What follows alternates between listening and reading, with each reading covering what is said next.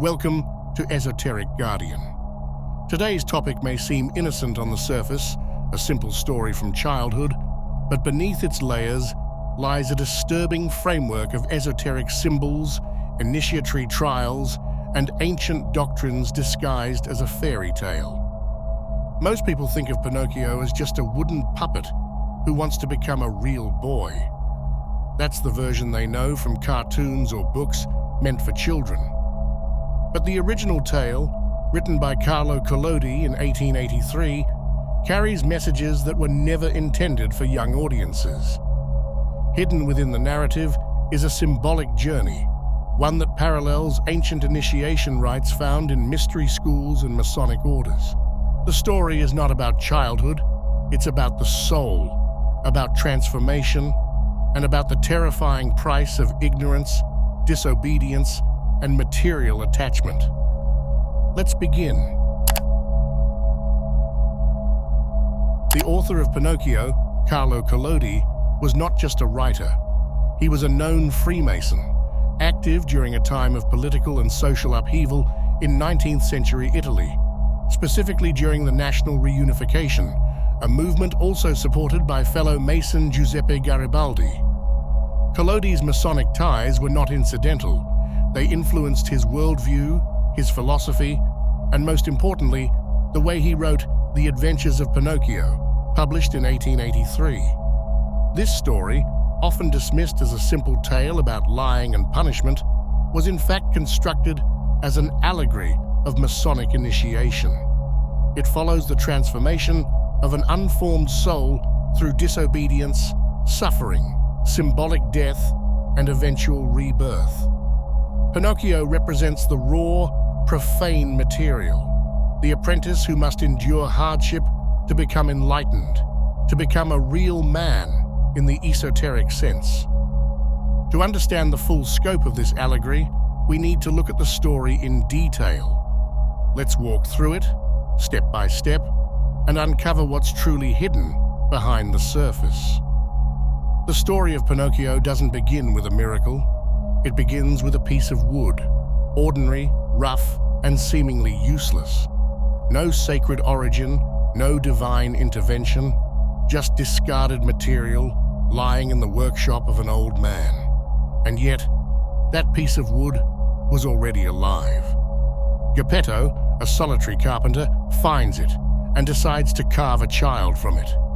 He doesn't question why the wood groans or seems to resist. He simply gets to work.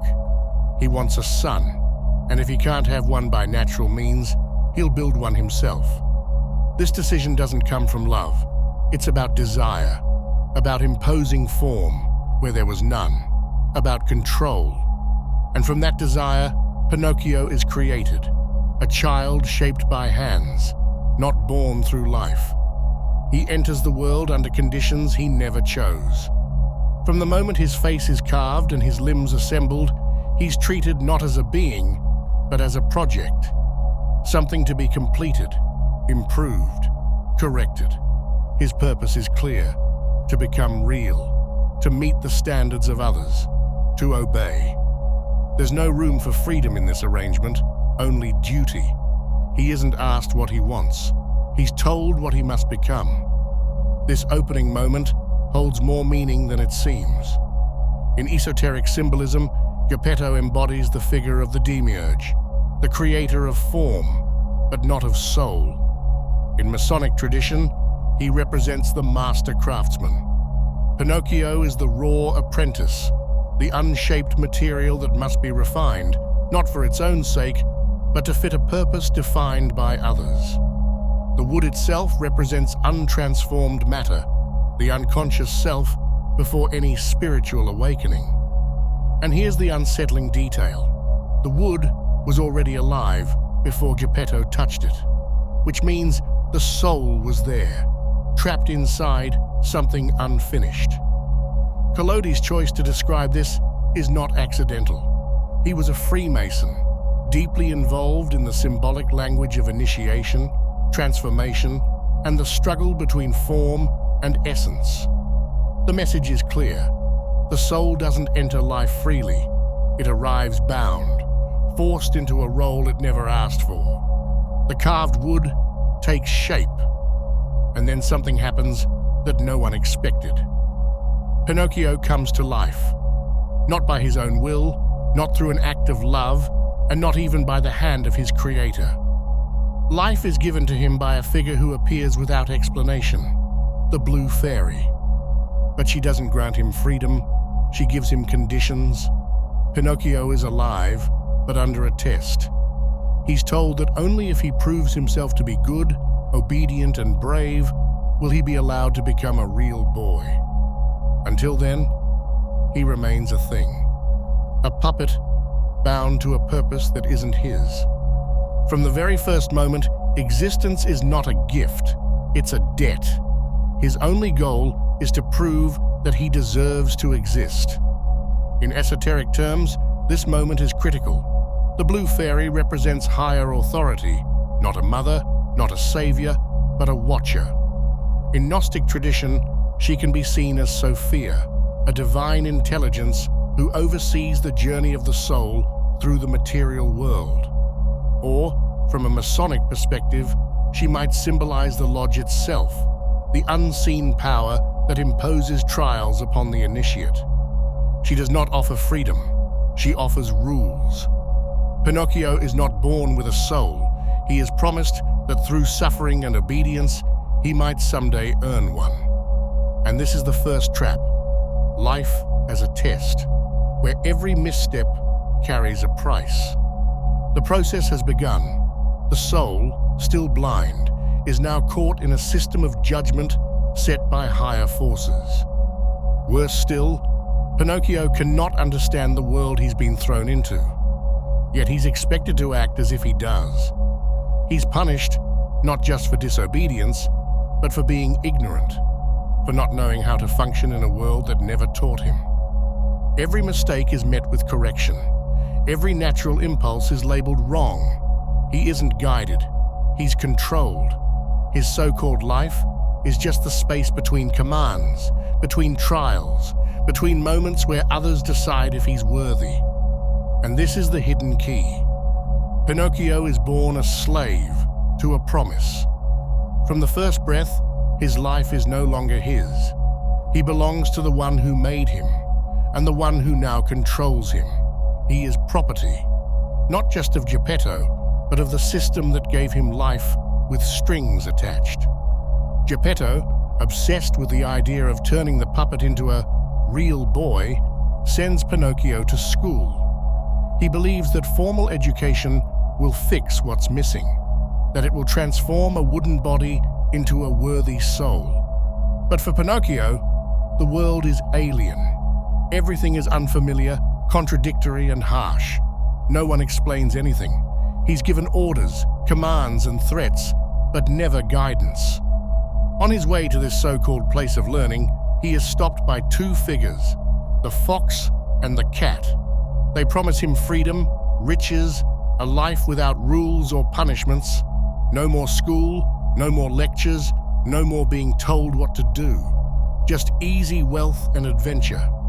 Pinocchio follows them, not because he's greedy, but because he's lost, and they offer a way out. What follows is betrayal. He is lied to, stripped of his coins, ridiculed, and ultimately hung from a tree, left to die, alone, and abandoned. No one comes to save him.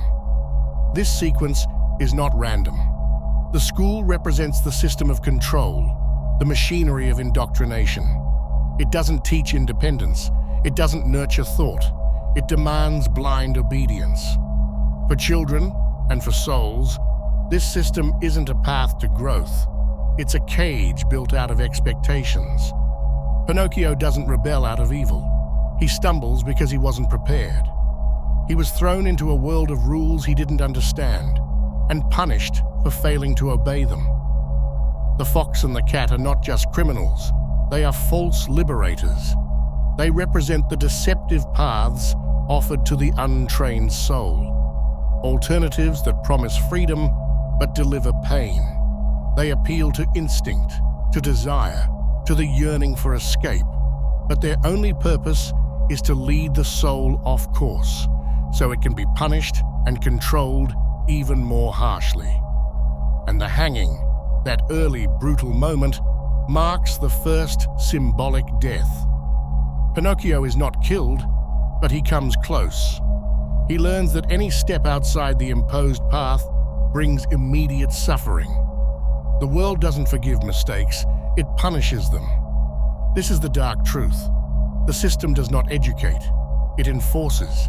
It doesn't offer understanding, it demands compliance. Pinocchio, like any soul cast into this world, has no room to err. He must adapt or be destroyed. After barely surviving, Pinocchio falls into the hands of Stromboli, a traveling puppeteer.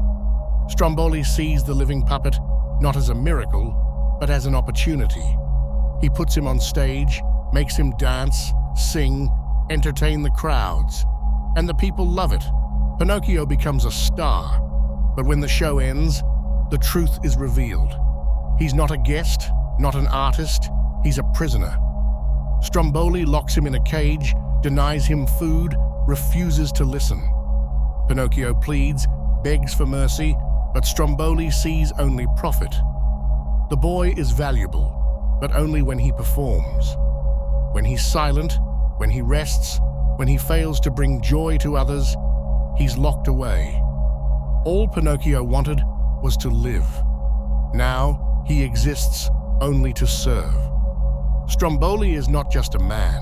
He embodies modern society, a world that buys souls, strips them of agency, and uses them for entertainment, consumption, profit.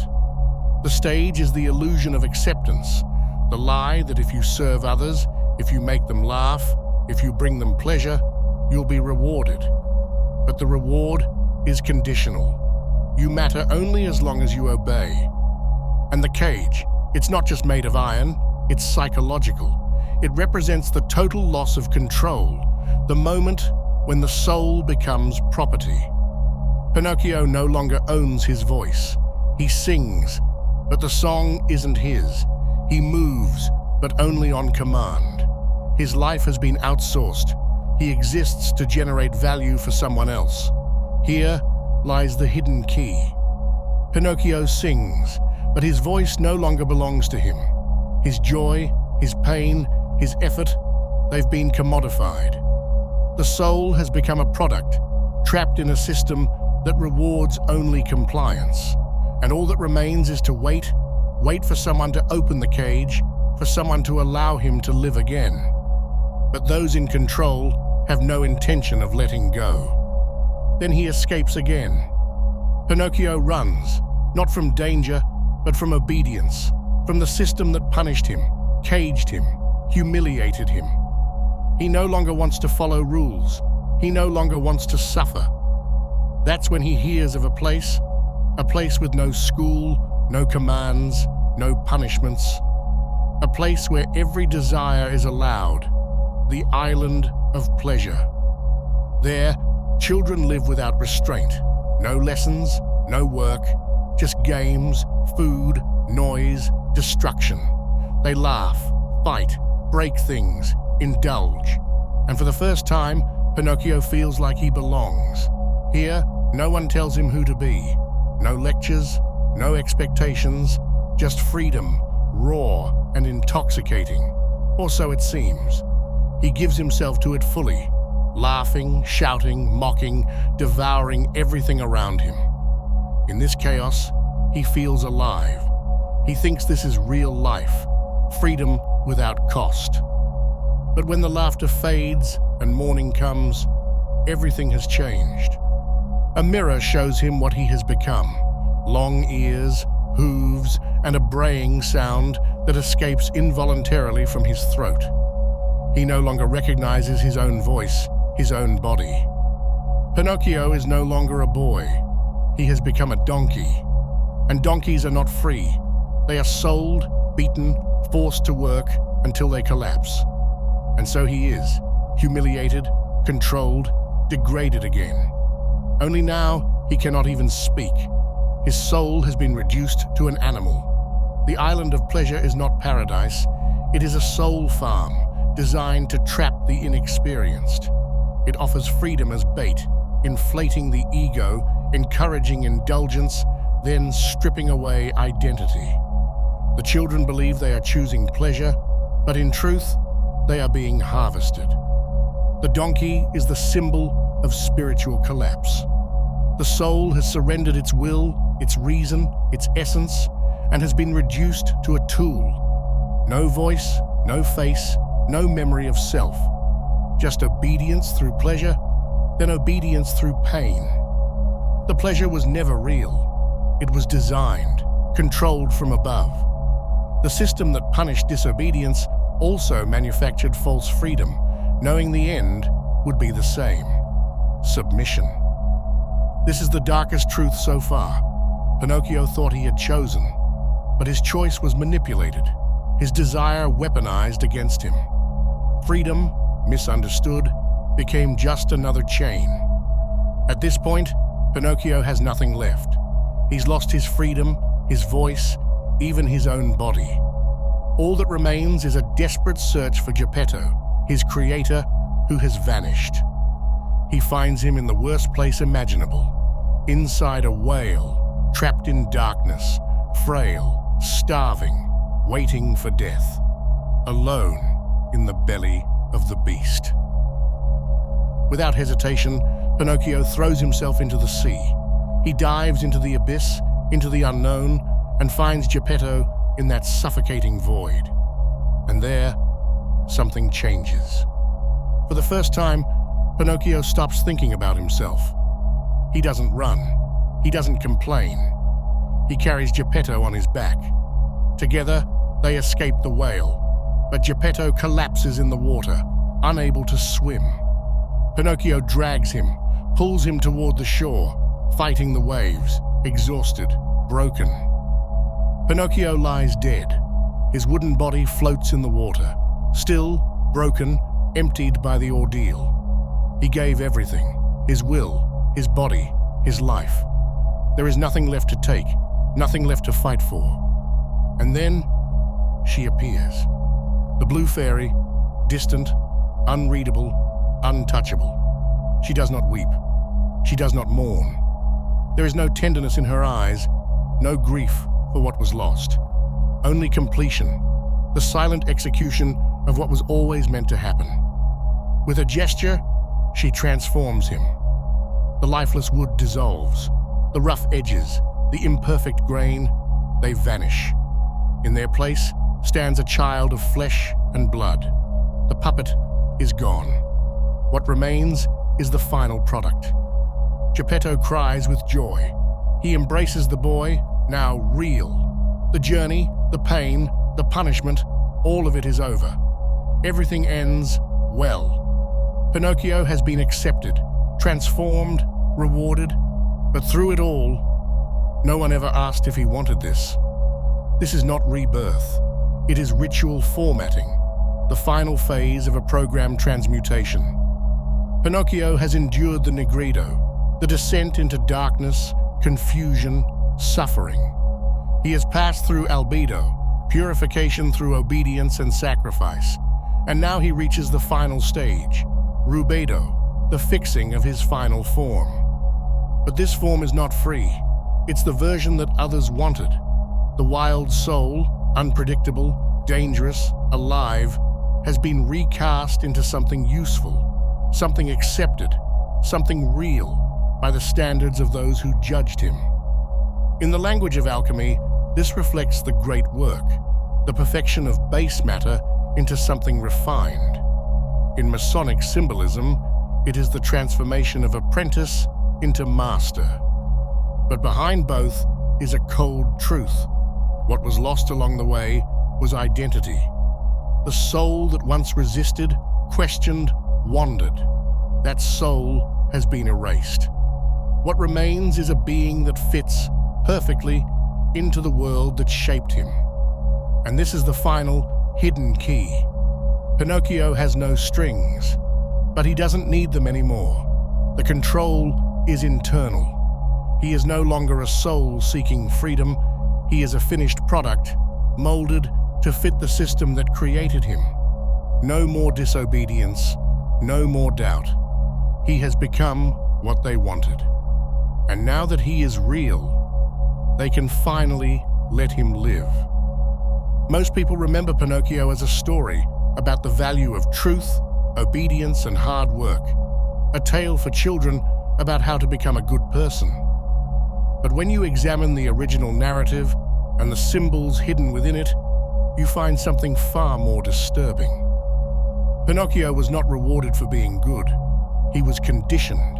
He was broken, reshaped, and turned into something useful. His so-called freedom was never real. It was carefully managed, tested, punished, and finally replaced by compliance. The entire story is a blueprint, an esoteric manual for how to transform an uncontrolled soul into a functioning unit. What began as raw material ends as product. What began as resistance ends as acceptance. And the terrifying part is that this system doesn't need chains. Once the soul believes that obedience is freedom, the work is done. Pinocchio's strings were cut, but not because he was free, because he was no longer a threat. And that is why this story still matters. Because it reminds us that the most dangerous form of control is the one that disguises itself as salvation. Pinocchio's story doesn't just describe one puppet's journey, it mirrors something far broader. Something that begins to look disturbingly familiar when you compare it to modern life. We are born into systems. Education, which doesn't cultivate the self, but teaches conformity. Work, which measures value in output and obedience. Entertainment, which offers escape, but only within approved boundaries. And pleasure, which is marketed as freedom, yet often becomes a tool for distraction and control. From an early age, we are told who to be, what to do, how to behave. Just like Pinocchio, we're given rules and roles, a path laid out not by us, but by those who came before. And every time we step outside of that path, there's consequence, punishment, rejection, loss of status, or simply silence. The system doesn't need to be cruel. It only needs to be relentless. We believe in free will. We talk about choice, about self-determination. But that freedom often comes pre-packaged with invisible limits. You can choose, as long as you choose from the approved options. The illusion of agency becomes a mechanism of control. You feel free, but you're still being shaped. And that's where the parallel becomes disturbing. What if Collodi's tale wasn't just an allegory about one's soul? What if it was a warning? A message hidden inside a children's book, disguised with fantasy, so it could survive?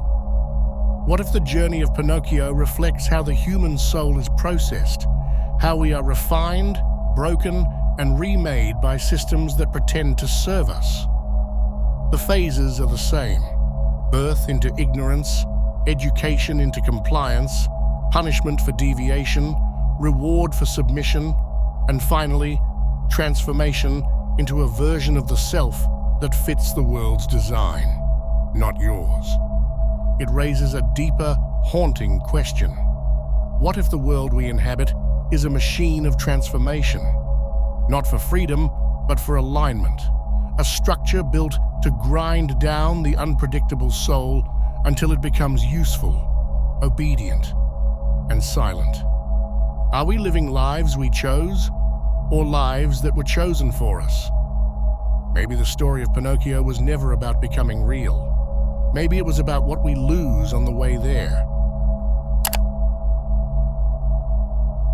There's a theory that Pinocchio, specifically the Pleasure Island sequence, mirrors something real, something that has been operating in the shadows of power for a very long time.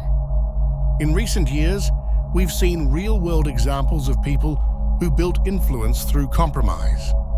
The most notorious, of course, is Jeffrey Epstein, a man with private islands, connections to world leaders, and a reputation for providing pleasure to the powerful.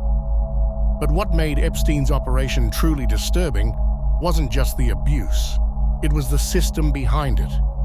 He didn't just seek indulgence, he sought leverage. The formula was simple: lure people in, offer them experiences behind closed doors, and record everything. What began as pleasure became blackmail, a form of control that allowed him to operate with near impunity. The deeper implication is that Epstein's case may not have been an isolated anomaly, but a glimpse into how certain systems of power maintain themselves. Through compromise, through silence, and through the exploitation of the vulnerable. Now go back to Pinocchio. The coachman, smiling, calculating, offers money in exchange for stupid little boys. He takes them to Pleasure Island, a place with no rules, no consequences, no oversight. There, the children indulge in everything forbidden: smoking, drinking, violence. They're told they're free. But then the line, they don't come back as boys. And we never see what happens after.